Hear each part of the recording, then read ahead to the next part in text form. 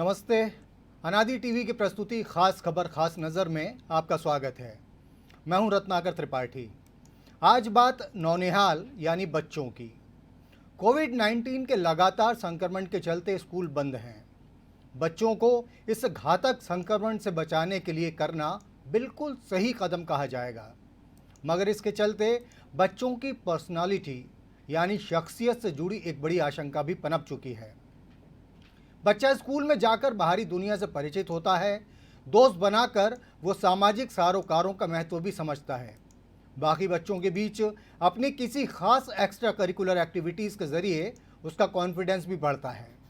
बहुत अहम बात ये कि बच्चे स्कूल में कई किस्म के अनुशासन भी सीखते हैं। अब जबकि कोरोना के चलते कम से कम 8वीं तक के स्कूल अब तक बंद हैं, तब बच्चों को स्कूल से मिलने वाले इन लाभों से वंचित रहना पड़ रहा है। फिक्र की बात यह कि कच्ची उम्र में बच्चे स्कूल से डिसिप्लिन सहित सामाजिकता और जिम्मेदारी की जो तालीम हासिल करते आए हैं, उसका इस साल उन्हें फ़ायदा नहीं मिल पा रहा है। जाहिर है कि ऐसे में माता पिता की जिम्मेदारी बहुत बढ़ गई है। उन्हें वर्क फ्रॉम होम की तरह ही स्कूल फ्रॉम होम जैसा माहौल भी बनाना होगा, ताकि बच्चों के व्यक्तित्व के विकास की इस अहम कड़ी को कायम रखा जा सके। इसी मामले की तफ्तीश पर केंद्रित है हमारी आज की ये प्रस्तुति।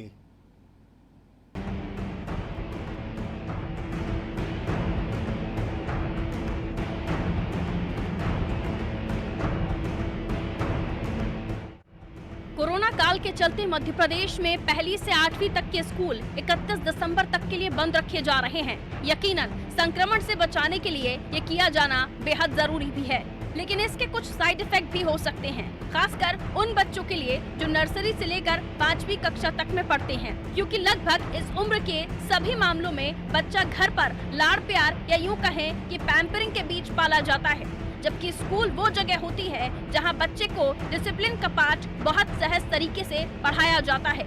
अनुशासन सिखाने का मतलब किसी डर से नहीं है, बल्कि घर से बाहर बच्चे को वो बातें सिखाई जाने से है जो इस उम्र में यदि उसे सिखा दी जाए तो वो सारा जीवन उसके काम आती हैं। एक फैक्टर और है, वो ये कि छोटी उम्र में स्कूल जाने पर बच्चा सामाजिकता का भी सबक सीखता है। वो क्लासरूम में और स्कूल परिसर में अपने ढेर सारे दोस्त बनाता है, उनसे संवाद करता है, उनके साथ खेलता है, बातें और चीजें शेयर करता है। इन सब से उसके भीतर सामाजिक सरोकार की शुरुआत होती है। निश्चित ही किसी भी बच्चे के लिए उसका परिवार ही उसकी पहली पाठशाला होता है, किंतु स्कूल जाने के बाद वो एक बाहरी दुनिया से परिचित होता है, उसमें खुद को एडजस्ट करने का हुनर सीखता है। बाकी बच्चों के साथ यदि वो मस्ती करता है तो इनमें से किसी को देखकर वो लगन से पढ़ना या आदर्श बच्चा बनने की कोशिश भी करता है।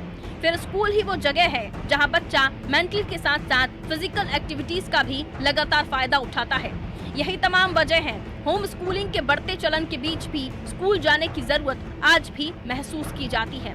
ऐसे में ये जरूरी हो जाता है कि यदि बच्चा महामारी की वजह से लंबे समय से स्कूल नहीं जा पा रहा है तो इसका उनके व्यक्तित्व पर कोई बुरा असर ना हो। ये चिंता इसलिए और बढ़ जाती है कि कोरोना के चलते ज्यादातर बच्चे घर के भीतर ही रह रहे हैं, यानी स्कूल सहित वो आस पड़ोस के माहौल से भी दूर हो चुके हैं। तो फिर क्या किया जाए जिससे कि बच्चे कोरोना से बचे रहें और साथ ही स्कूल सहित घर के बाहर अन्य जगहों से मिलने वाले एक्सपोजर से भी वो वंचित ना हो। आज के कार्यक्रम में इसी बात की पड़ताल करने की हमने कोशिश की है।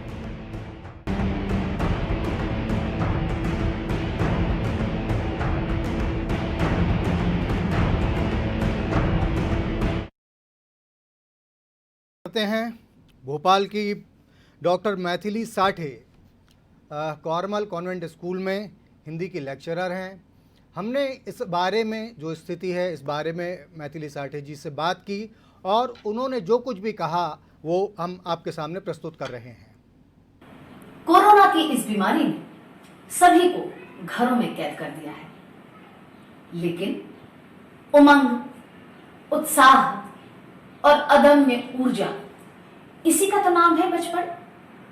ये नौनिहाल जिनकी किलकारियां, जिनकी चीखें कभी पार्क में गूंजा करती थी, कभी मैदानों पर साइकिलें चला करती थी, बसों में चढ़ने की जल्दी, उसका बैग खींचो, इसका बैग खींचो। यही नहीं, कॉपी, पेन, पेंसिल, और आए दिन इन चीजों की डिमांड अपने माता पिता से करते बच्चे। सचमुच बच्चे भी तो परिंदों के समान ही हैं। लेकिन आप खुद सोचिए, कोरोना के इस संकट के कारण पूरे समय घरों में, कभी टीवी के सामने, कभी ऑनलाइन क्लासेस के लिए मोबाइल यूज करते बच्चे आखिर क्या करें? कितना अच्छा लगता था उन्हें उस शोर के साथ स्कूलों की प्रार्थनाओं में, कितना अच्छा लगता था उन्हें धक्का मुक्की करना बसों में, कितने सारे नैतिक संस्कार वो सीखा करते थे, कितनी सारी चीजें आपस में रहते हुए एक दूसरे के साथ चीजें शेयर करना, मतलब बांटना, रोज के टिफिन में आए दिन किसकी मम्मी ने क्या दिया है उसके बारे में चर्चा करना, इस उसका टिफिन खा लेना।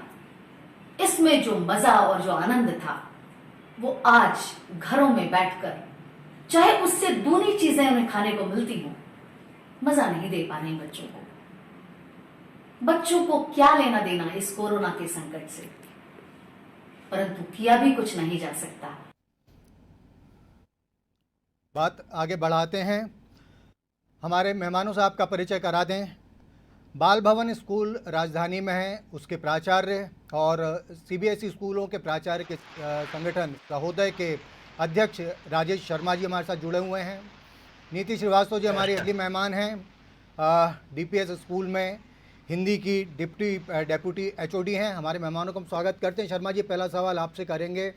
एक ये जो चीज़ बड़ा एक चैलेंज बन के सामने आया है कि बच्चे निश्चित रूप से घर के अंदर बहुत ज़्यादा महफूज हैं, सुरक्षित हैं, वो कोरोना के संक्रमण से मुक्त हैं, लेकिन एक ही फैक्टर ये भी आ रहा है कि स्कूल्स में कई चीज़ें जो बिल्कुल वो अपने आप सीखते चले जाते थे, अपने आप उसमें एडजस्ट होते चले जाते थे। बहुत पॉजिटिव चीज़ें जिनमें हमने सेंस ऑफ रिस्पॉन्सिबिलिटी की बात की, हमने अनुशासन की बात की, हमने बचपन को एंजॉय करने की बात की, कंपनी को, ये सारी चीज़ों का इस शैक्षणिक सत्र में बच्चों को कितना लंबा नुकसान आने वाले समय में भी उठाना पड़ सकता है? शर्मा जी। मैं आपको एक हमारे भारत में तो ऐसी कोई शोध नहीं हुई, पर मैं एक इंग्लैंड के शोध का आपको यहाँ पे उदाहरण देता हूँ कि वहां पे ये देखा गया कि कोरोना से स्कूल बंद होने के कारण जुलाई तक जो नुकसान है उसकी भरपाई वो अगले 60 साल में करने की कह रहे हैं।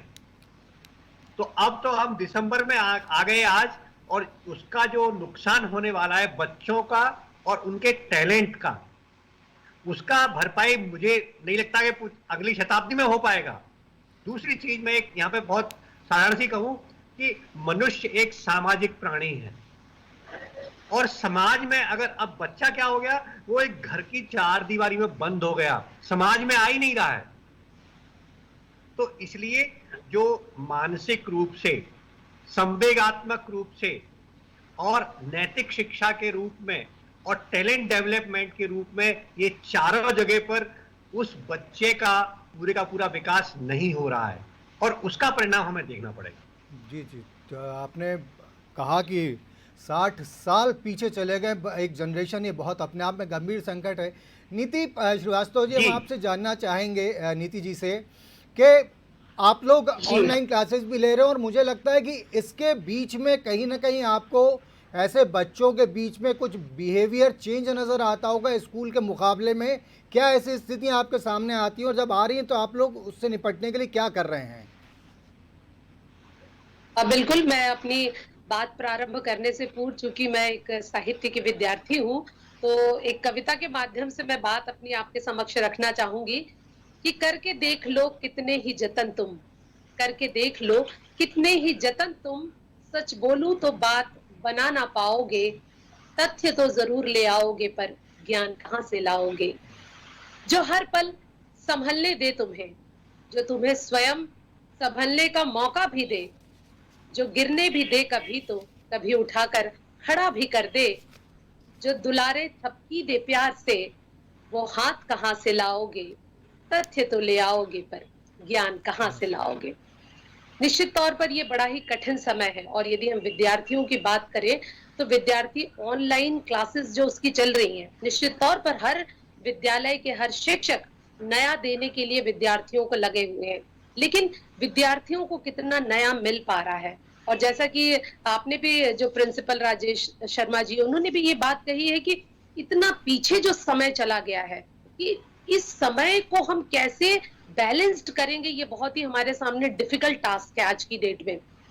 तो मुझे ऐसा लगता है कि यहाँ पर अभिभावकों या पेरेंट्स की जिम्मेदारी भी कुछ हद तक बन गई है, क्योंकि विद्यार्थी जब घर में है तो वो बहुत सारी चीजें कर सकते हैं। जैसे हम त्योहारों के मौके पर हम उनको सामाजिकता, व्यवहारिकता, जो नैतिक शिक्षा की उन्होंने बात की है, हम उनको सिखा सकते हैं, जो कि पहले भी हमारे घरों में ये हमको मिला करता था चीजें। तो त्योहारों के माध्यम से हम उन्हें सिखा सकते हैं। और एज ए टीचर्स हम ये करते हैं कि कई बार बच्चा निराश हो जाता है, तो अभिभावक हमसे बात करते हैं, तो वो हमसे कहते हैं कि ये जो है बच्चा बड़ा परेशान हो गया, तो हम उनसे कहते हैं कि इसका फेवरेट टीचर कौन है, उससे बात कराइए, समस्याएं अपने आप हल हो जाएंगी। क्योंकि जो विश्वास की डोर विद्यार्थी और शिक्षक मजबूती से थामे रहते हैं, उस डोर को यदि साथ लेकर हम काम करें तो निश्चित तौर पर हमें कुछ समाधान सामने देखने को अवश्य मिल जाते हैं। तो मुझे लगता है कि यहाँ पर टीचर्स और अभिभावक दोनों की जिम्मेदारी बन जाती है कि वो किस तरह से विद्यार्थियों को, बच्चों को जो है स्कूल ना जाने के बावजूद भी घर पर आसपास में वो सुविधाएं मुहैया करा रहे हैं उन्हें, जिससे बच्चा जो है वो कहीं ना कहीं उसको आत्मसात कर रहा है कि नहीं ठीक है, मुझे वो मजा, वो मौज, वो मस्ती जो है मुझे कहीं ना कहीं मिल रहा है। दूसरा मुझे एक और चीज लगती है कि दादी नानी, दादा दादी जो घरों में है या नहीं है, जो आसपास है, कि मेरे घर में यदि दादा नानी नहीं है तो मेरे पड़ोस में तो है कोई दादी नानी या दादा, तो क्यों ना बच्चों की उनसे बात कराई जाए, क्यों ना बच्चों को उनसे सीखने का मौका दिया जाए, जो कि हम स्कूल में भी एक्टिविटी के तौर पे ये सारी चीजें कराते हैं। तो अब उनको घर पे रहकर वो क्यों नहीं कराए जा सकते। तो हम ये पेरेंट्स से बात करते हैं एज ए टीचर हम लोग, कि आप उनको इस तरह से भी गतिविधियां जो है आप करा सकते हैं। और वर्तमान में यदि हम बात करें तो जो फ्लैट्स कल्चर है, तो बच्चों को बाहर निकलने का ज्यादा मौका नहीं मिलता है, खेलने का मौका नहीं मिलता है, तो वो भी समस्याओं का विद्यार्थी कहीं ना कहीं सामना कर रहा है। तो वो क्या कर सकते हैं कि भाई अगर हमारी छतें आपस में जुड़ी हैं तो क्यों ना बच्चों को वहां निकलने दिया जाए, उस छत से उन बच्चों को बात करने दिया जाए, कुछ डिस्कशन करने दिया जाए। आप यकीन मानिए, मेरे एक विद्यार्थी जो है वो मैं चूंकि बिल्कुल मेन रोड पे रहती हूँ, तो वो अपनी माँ के साथ वो बच्चा जो है निकल रहा था और उसने मुझे देखा तो हाथ हिलाया, मैं गैलरी में आकर खड़ी हो गई और वो नीचे अपनी कार में से अब बाहर चेहरा निकालकर वो बच्चे ने मुझसे कम से कम 10-15 मिनट बात की। तो एक नई आशा, एक नया होप जो है वो भी कहीं ना कहीं टीचर, अभिभावक जो है वो लेकर सामने आ रहे हैं। जी जी, निश्चित रूप से बड़ी अच्छी आपने बात कही कि टीचर्स की ज़रूरत जब बच्चे को हो उससे बात कराएं, टीचर्स को अवेलेबल रहना चाहिए और पेरेंट्स को भी इस दिशा में काम करना चाहिए। शर्मा जी, एक चीज़ बहुत ही गंभीर इस सारे इशू में है, ऑनलाइन पढ़ाई हो रही है स्कूल्स की, जो होमवर्क आ रहा है वो ऑनलाइन आ रहा है, बच्चा उसको सबमिट कर दे रहा है।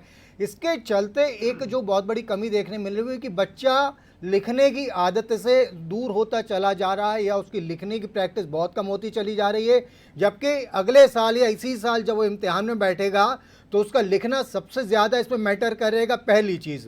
दूसरी चीज़ ये कि किस तरीके से आपके ज़रिए हम अभिभावकों को, माता पिता को ये मैसेज पहुंचाएं कि वो बच्चे की लिखने और किताब पढ़ने दोनों की आदत को बरकरार रखें। शर्मा जी, हमने इसके लिए अभिभावकों को ये सुझाव दिया हुआ है कि जो भी कार्य क्लास में कराया जा रहा है वो लिखने का भी वो बच्चा करे, और साथ के साथ उस लिखे हुए को वो टीचर्स को शेयर भी करते हैं, उसको पीडीएफ फॉर्म में स्कैन करके या फोटो लेके वो टीचर के पास भेजते भी हैं। दूसरी चीज, जैसे आपने कही कि जो कुछ उनको आगे लिखना ही है, और ये बहुत जरूरी है। एक और यहाँ पर मैं मनोवैज्ञानिक पक्ष और रखना चाहता हूं मैं त्रिपाठी जी, कि हमारा मस्तिष्क और हाथ, हैंड एंड ब्रेन कोऑर्डिनेशन बहुत इंपॉर्टेंट होता है किसी चीज को याद रखने के लिए। तो जो लिखने का बहुत ज्यादा टीचर्स जो बोलते हैं उसका मुख्य कारण यही है कि जो बच्चा लिखता है तो उसके दिमाग में वो चीज अच्छी तरह बैठ जाती है।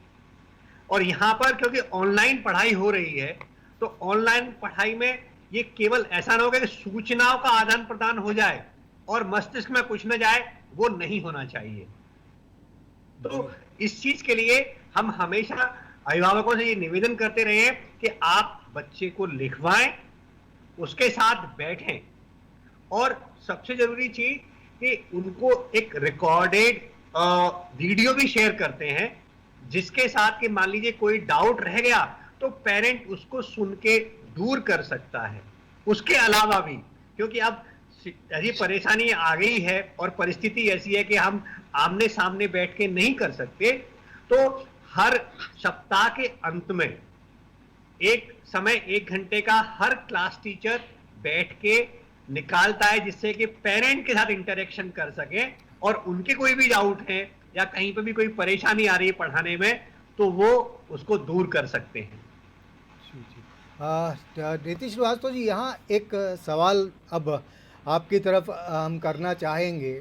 ये जो तमाम सिचुएशन चल रही है जिसकी हमने अभी बात की है, इसके बीच में एक बहुत बड़ी कमी है, और कमी ये है कि बच्चा जब क्लासरूम के अंदर रहता है, 25 बच्चे हैं, 30 बच्चे हैं, 40 बच्चे हैं, जितनी भी स्ट्रेंथ रहती है, उनके बीच में किसी सवाल का जवाब देना, उनके बीच में औरों से हटकर किसी चीज़ का टीचर को सही गलत बताना, उन बच्चों के बीच में एक अलग चेहरा बनकर अपनी क्वालिटी से उभरना, ये सारी चीज़ें ऑनलाइन क्लासेस में तो पॉसिबल नहीं है। जबकि बच्चे के मोटिवेशन के लिए, उसका मोरल बढ़ाने के लिए बहुत ज़रूरी माना जाता है इन चीज़ों को।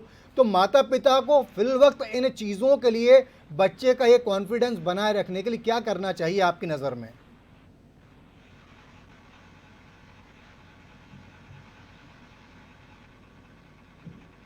नीति, आप तक आवाज़ पहुंची मेरी? पूरी आवाज नहीं पहुंची थी, लास्ट की कुछ जो थी वो बात कट गई थी। जी जी, मैं सिर्फ ये कह रहा था कि बच्चा क्लासरूम में जब इतने सारे बच्चों के बीच में कॉम्पीट करता है किसी चीज़ के लिए, कुछ अलग बन के दिखाता है या कुछ अलग अच्छा करता है, तो उसका कॉन्फिडेंस बहुत ज़्यादा बढ़ जाता है, जो कि ऑनलाइन क्लासेस में पूरी तरह पॉसिबल नहीं है। तो माता पिता को बच्चे का ये मोरल बनाए रखने के लिए क्या कदम उठाने चाहिए? मुझे लगता है कि आज का जो विद्यार्थी है वो अपने अभिभावक, अपने टीचर से भी 2 कदम आगे है। अगर हम इस सिचुएशन को हैंडल करने की बात करें, तो निश्चित तौर पर जो मैंने पहले आपसे बात कही कि यहाँ पर अभिभावकों की जिम्मेदारी भी बन जाती है। चूंकि स्कूल की जिम्मेदारी है, शिक्षक की है जो पढ़ा रहे हैं, निश्चित तौर पर उनकी पहले जिम्मेदारी है, लेकिन अभिभावकों की भी जिम्मेदारी टीचर से कम नहीं है। पहले विद्यालय बच्चों को भेज रहे थे तो कहीं ना कहीं उनकी होमवर्क कराने तक उनकी जिम्मेदारी जो थी वो पूरी हो जाती थी कि होमवर्क करा दिया। लेकिन अब जो है बच्चे को टेक्निकली आपको, यदि मान लीजिए कि लेखन कार्य की, जैसे अभी सर आपने भी बात की थी कि पीडीएफ फॉर्म में बनाकर भेजना है, फोटो क्लिक करना है, अपलोड करना है, तो इसमें पेरेंट्स की मदद की आवश्यकता पड़ेगी ही। कुछ जो बड़े विद्यार्थी होते हैं वो इन चीजों से वाकिफ होते हैं और इनको कहीं ना कहीं कर लेते हैं। लेकिन मैं एक बहुत अच्छी चीज बताऊंगी आपको यहाँ पर कि जो ऑनलाइन क्लासेस में भी एक विद्यार्थी दूसरे विद्यार्थी की मदद करना या उसे गाइड करना या टीचर को गाइड करने से बिल्कुल नहीं चूकता है। मतलब अगर एक विद्यार्थी बोलेगा कि मैं ये पीडीएफ नहीं बना पाया, मैंने वो नहीं किया, तो 10 विद्यार्थी जो है वहां से उठेंगे उसको गाइड करने के लिए। मतलब एक टीचर जो है वो कुछ सवाल कर रही है तो 10 और विद्यार्थी के रूप में टीचर सामने आते हैं जो सिखाने के लिए बिल्कुल तैयार रहते हैं। तो पेरेंट्स की जिम्मेदारी है, उसको तो हम नकार नहीं सकते, लेकिन यहाँ पर विद्यार्थी स्वयं भी मदद के लिए, एक दूसरे की सहायता करने के लिए आगे आते हैं और सॉल्यूशंस निकलते भी हैं। जी जी, निश्चित रूप से शर्मा जी, बड़ा एक इम्पॉर्टेंट फैक्टर रहता है स्कूल्स में एनुअल फंक्शन। ये एक इस तरीके का कार्यक्रम था। हम जब छोटे थे सरकारी स्कूलों में तो बाल सभा हुआ करती थी हर शनिवार को। किसी को कविता पढ़नी है, किसी को गाना गाना है, तो बच्चे प्रस्तुति दे देते थे। अब उसकी जगह मोरलेस एनुअल फंक्शन ने ले ली है, और ये देखा गया है, मैंने अपने ही बच्चों के अनुभव है और बाकियों को भी मैंने देखा है कि एनुअल फंक्शन एक वो महत्वपूर्ण कड़ी साबित होता है जिसके ज़रिए बच्चे का स्टेज फियर दूर होता है। वो बच्चा भीड़ को फेस करने से बचना की प्रवृत्ति से दूर जाता है। उसके अंदर एक नई चीज़ आती है कि मैं ये बेहतर कर सकता हूँ, मैं स्टेज पे खड़ा हूँ, बाकी लोग ताली बजा रहे हैं, और यही वजह कि स्कूल जी। इसको प्रमोट करने के लिए एक एक बच्चे को एनुअल फंक्शन से जोड़ने की कोशिश करते हैं। ये प्रक्रिया इस साल जी।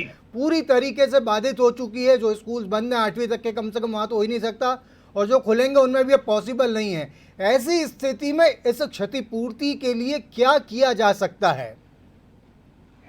मैं त्रिपाठी, आपने इतनी बहुत इंपॉर्टेंट चीज, यही टैलेंट लॉस की बात जो हम कर रहे थे, कि जिस बच्चे को स्टेज मिली ही नहीं और उसको ये एक पूरा साल निकल गया, तो यहाँ पर मेरा निवेदन ये रहेगा कि घर में देखिए, एक चीज कही जाती है कि घर पहला विद्यालय है और विद्यालय दूसरा घर है।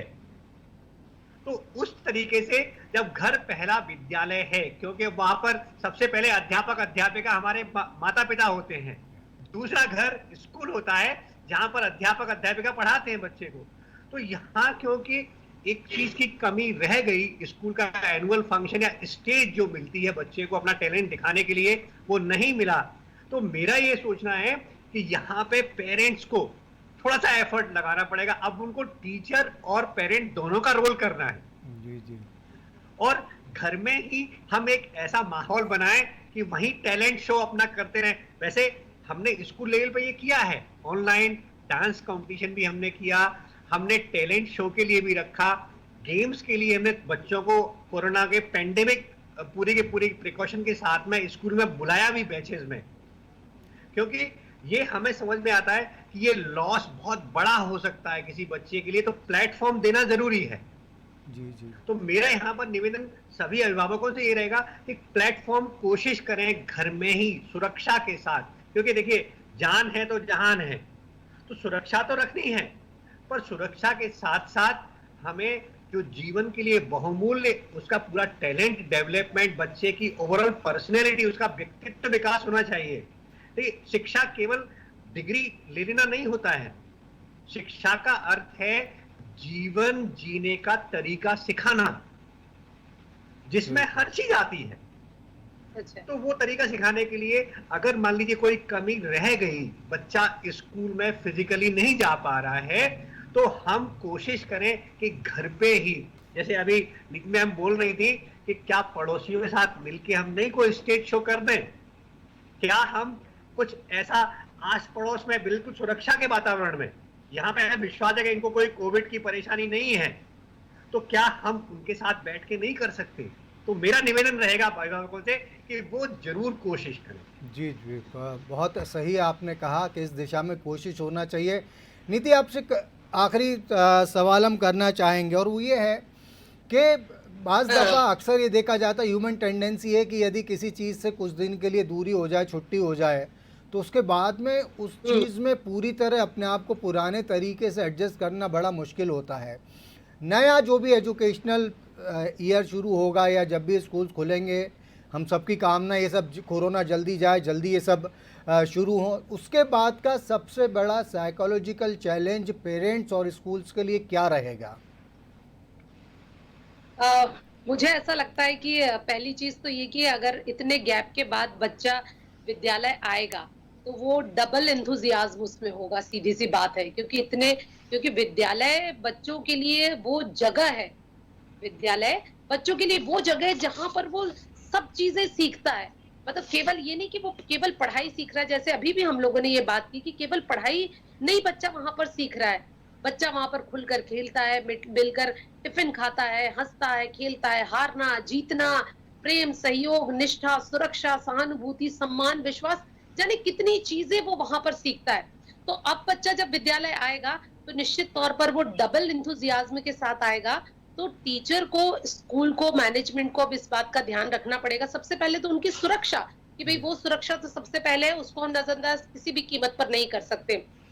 दूसरा ये कि वो समय जो उतना चला गया है, जो उसके हम किस तरह से भरपाई कर सकते हैं, क्या उनको, बच्चों को ऐसा एक्टिविटी क्या हम करा सकते हैं, क्या ऐसी और चीजें हम विद्यालय में करा सकते हैं जो वो समय की कहीं ना कहीं भरपाई थोड़ी सी कर पाए। हालांकि जो समय बीत जाता है वो बीत ही जाता है, ये बात बिल्कुल सच है, पर फिर भी कहीं ना कहीं हम ये कोशिश, ये प्रयास अवश्य कर सकते हैं कि बच्चों को उस पुराना जो समय था, जो बीत चुका है, जो उन्होंने शायद हमारे हाथ से निकल चुका है, हालांकि प्रयास उसमें भी किए गए हैं, लेकिन वो बच्चों को कहीं ना कहीं वो अच्छी चीजें और मिल सके। जो बच्चा है वो जो बीत गया उसको माने कि यार नहीं ठीक निश्चित है, रूप अब से बिल्कुल विद्यालय आकर आप हमें सही कहीं ना कह रही हैं कहीं कि निधि हम माफ़ी चाहेंगे, थोड़ी बहुत अच्छी बहस चल रही चर्चा चल रही थी, लेकिन थोड़ी समय की बाध्यता है। राजेश शर्मा जी, नीति श्रीवास्तव जी, आप दोनों का बहुत बहुत धन्यवाद इस कार्यक्रम में शामिल होने के लिए। तो सुना आपने, स्कूल्स को लेकर एक ख़ास बात ये सामने आई है कि बच्चों का व्यक्तित्व बाधित न हो स्कूल न जाने से, इसके लिए अपने अपने स्तर पर प्रयास किए जा रहे हैं। सुझाव भी आए हमारे कार्यक्रम में, और निश्चित रूप से ये कामना हर कोई कर रहा है कि कोरोना जल्द से जल्द ख़त्म हो, ताकि बच्चों के वो सुनहरे दिन स्कूल वाले फिर से लौट कर आ सकें, वे खुशी खुशी स्कूल जाएं और उनके पर्सनालिटी का डेवलपमेंट लगातार होता रहे। अब आज का कार्यक्रम समाप्त करने की इजाज़त दीजिए, आपसे फिर मुलाकात होगी, तब तक के लिए नमस्कार।